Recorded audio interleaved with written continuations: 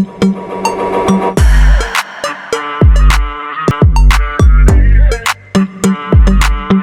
am someone who went from really hating solo travel to now I am an advocate of it. And I believe that everyone should travel solo at least twice, not once, but twice in their lives. Solo travel builds up your self-confidence, your decision-making skills, and your self-relationship like nothing else. In this video, I am sharing my top solo travel destinations for you to consider. I will also share some of my top things for you to keep in mind as you prepare to take a solo trip, including why I say that everyone should try it at least twice in their lives and not once. For even more solo travel destinations than what I'm about to cover here in this video, you can check out this article that I wrote for Kayak based on their solo traveler data from 2024. I will link that article as well as some additional free resources from my website below. But let's get into it. In this video, I just want you to feel inspired and like you have a little bit of a sense of where you want to go to take your first solo trip. And even if it's not your very first solo trip, you're just looking for some destination inspiration from a solo female traveler who has been to these places, here it is. I am going to be covering destinations from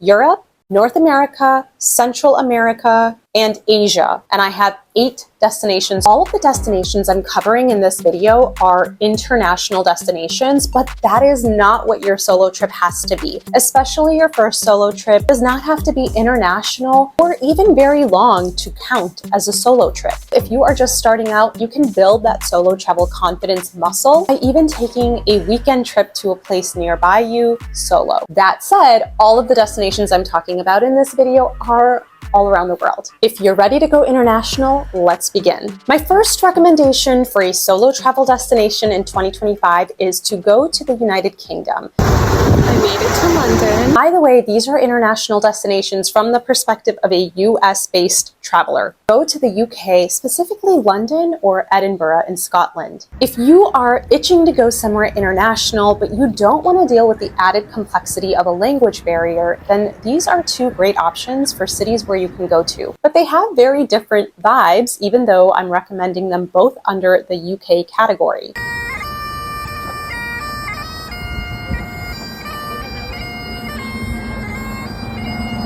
London feels huge and busy, but in a really fun way, mostly, and not too overwhelming, depending on what kind of a traveler you are. Next station is West Brompton. You can very easily use the tube system to get around the city or hop onto one of those double-decker buses, and it's going to be a lot easier for you to navigate because, again, there's not that language barrier. Edinburgh, on the other hand, is a smaller city with its own unique charms.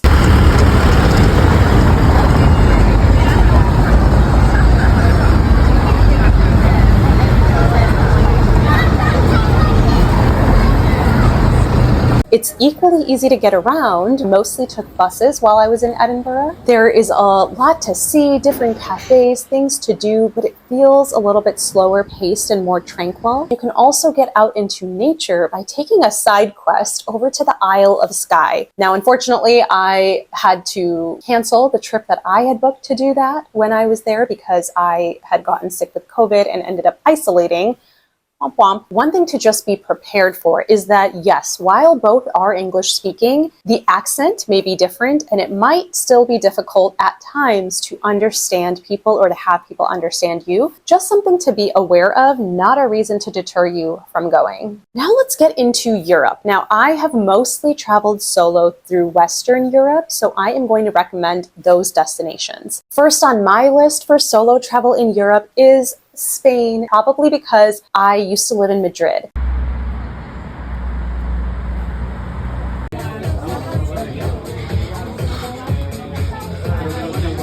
Back about a decade ago, I received a Fulbright grant to live in Madrid for the year, and I loved it. Speaking Spanish is a big help here, but you can get by without it. Just learn some basic phrases, which is what I always recommend anytime you're taking an international trip anywhere, in the language of the destination where you're visiting. Most people talk about Barcelona when they talk about Spain, but I recommend Madrid for a little less overwhelming, yet still very fun experience. Madrid feels more grounded. There are different neighborhoods with their own different unique personalities to explore. There is the beautiful Retiro park to lose yourself wandering in.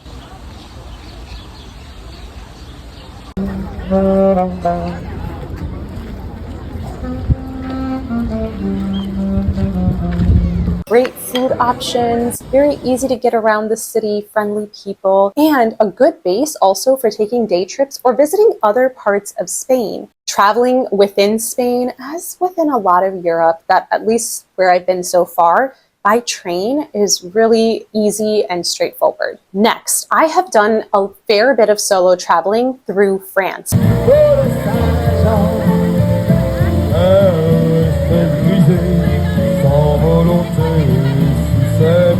For context, it may be helpful for you to know that I speak zero French, and yet I have been able to get by in a variety of destinations within France. That includes Paris, Loire Valley, Bordeaux, and Toulouse. My personal favorites of these cities that I just mentioned, Paris and Toulouse for solo travel. Toulouse is known as the Pink City because of the beautiful pink brick used in its building's architecture. Because it's a bit of a university town, there is a young, lively, buzzing vibe to it, but not one that would deter me as a 30-something solo traveler from feeling at home there. There are delicious brunch spots and really great cafes here. Really cool day trips you can take from here. I took one to this medieval town of Carcassonne and it was incredible. What I would say about Toulouse is it's a good place either to spend 2 to 3 days or 2 to 3 weeks. I have cousins who studied in Toulouse and they told me, "You're going to spend a week there. Do you know there's not much to do?" And I said, perfect, because I want to go. I want to have a base where I can explore around and also then where I can sit and just get some work done. And then there's Paris, a city that I love more every time I visit. Often people say Paris is overhyped. I actually did a short video about, is it really though? I have spent a solo birthday here. I have been with friends, with family, and quite a few times been here exploring all by myself. I love being in Paris. Paris's cafe culture normalizes sitting alone at a restaurant for hours watching the world go by. You won't feel as awkward being solo at a cafe here. And of course, there is so much to do. It's Paris, for goodness sake, from museums to foodie spots, really great day trips. And the city is just so beautiful to wander in, to sort of lose yourself in aimlessly. Keep in mind, it is a big city, so it's not pristine, but it's an incredible place to go. And I have a whole solo travel Paris guide that I will also link below. Next destination, Italy.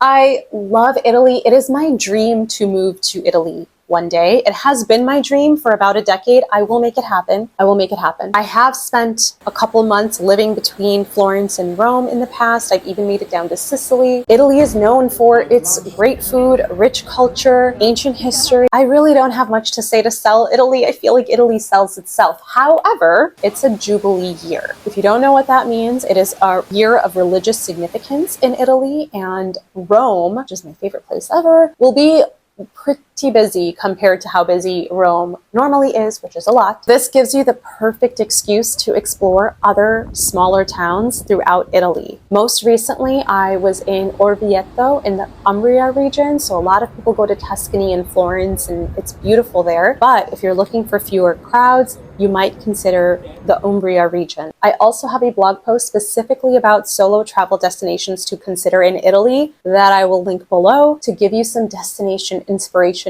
within Italy. This past October, I spent 3 weeks traveling solo around Greece.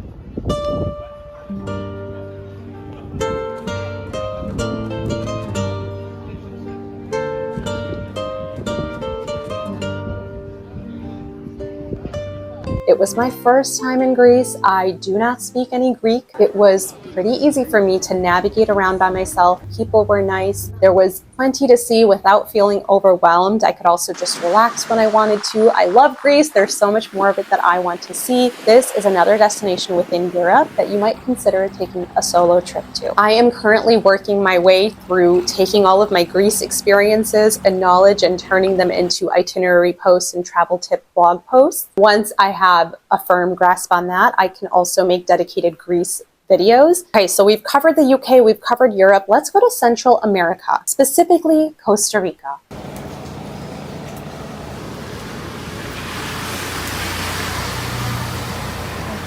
Wow, my God.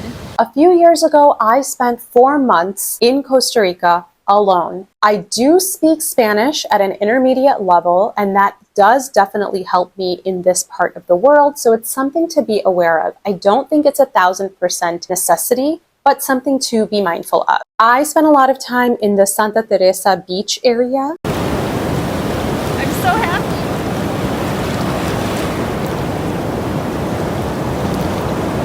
But for a shorter sightseeing solo trip, I would recommend places like La Fortuna, where you can hike a volcano, see sloths in the forest, go ziplining, swim in a waterfall. There's plenty to do. And actually, La Fortuna is where I would say I ate the best food of my 4 months in Costa Rica. You could also go to Monteverde and see the cloud forest. You could go to Manuel Antonio to see a national park. So there's a lot to do in Costa Rica, and there are beach towns, and then there's the mountains, and then there's the jungle. Costa Rica is definitely one for more of the adventurous spirit. It's not as easy to get around. If you are looking for a place where you land, you put your bags down at your hotel, and then you're just out wandering around the city, I might stick to somewhere in Europe instead. The way to get around in Costa Rica is either you can rent a 4x4 and drive your way around, which I don't particularly recommend, only because it's not in my comfort zone. Maybe it's in yours. Or you can hire private drivers, private transfers to get between areas and regions of Costa Rica, which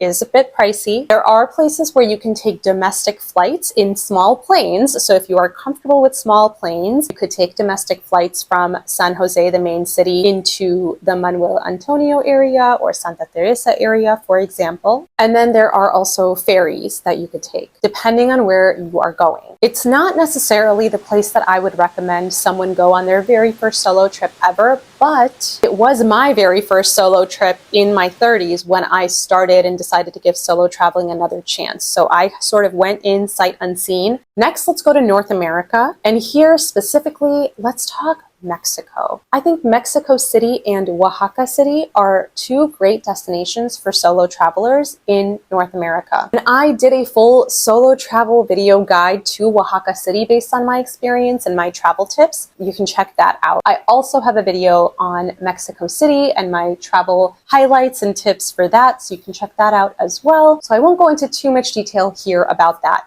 I will link my Mexico City solo travel safety guide in case that is something that is preventing you right now or that you want to learn more about before committing to a Mexico solo travel destination. My final recommendation for a destination to consider for solo travel in 2025 is Japan.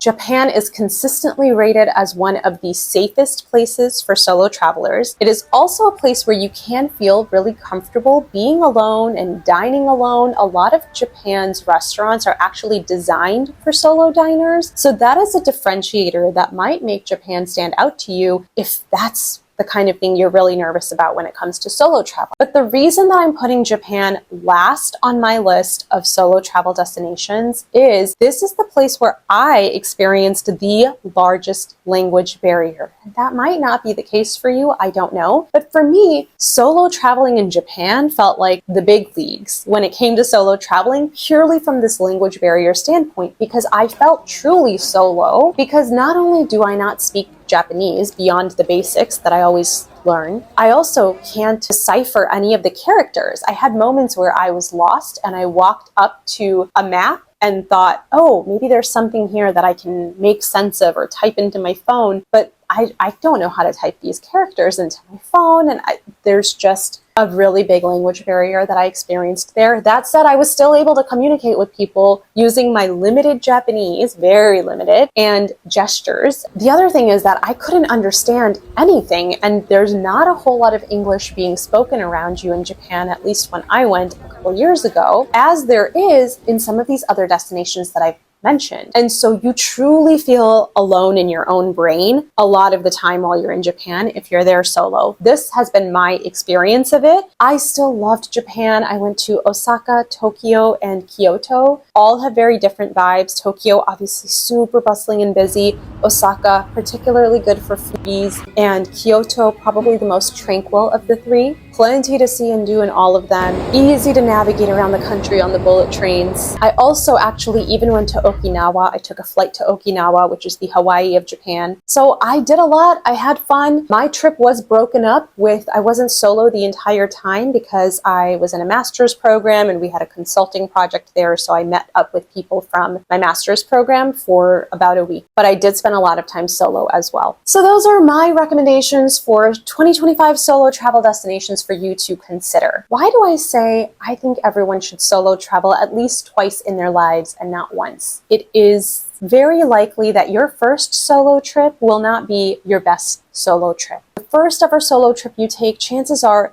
you are figuring things out. You are learning how to make decisions and how to trust yourself and rely on yourself and navigate a new place on your own. And while that can be exhilarating and really fun and really fulfilling, it also can come with feelings of frustration or loneliness or boredom. Not to say that experienced solo travelers don't feel these things, but that it might be heightened on your very first solo travel experience. And I don't want what happened to me to happen to you. After my very first solo trip in my 20s, I decided, glad I did it, not for me. And I totally wrote it off. When I started solo traveling again in my 30s because of various life situations, I was so glad that I gave it a second chance because now I am able to fall in love with solo travel and it has enriched my life on so many levels to be able to do so. So I strongly recommend that you not write off your first solo travel experience and try it at least twice. The other thing I want to make sure to say, yes, I have given you my solo travel destination recommendations based on my experiences. Your experiences of these same places may be very different. I hope not, but maybe you go to one of these places and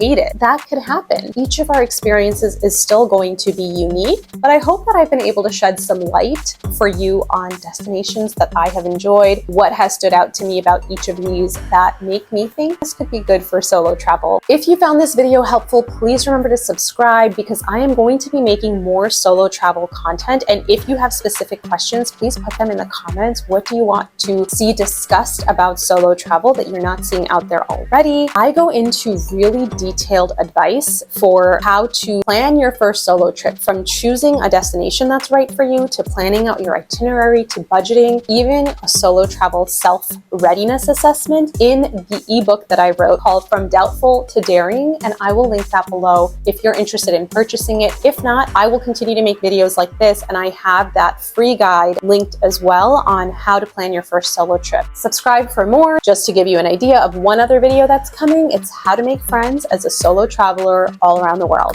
Cheers!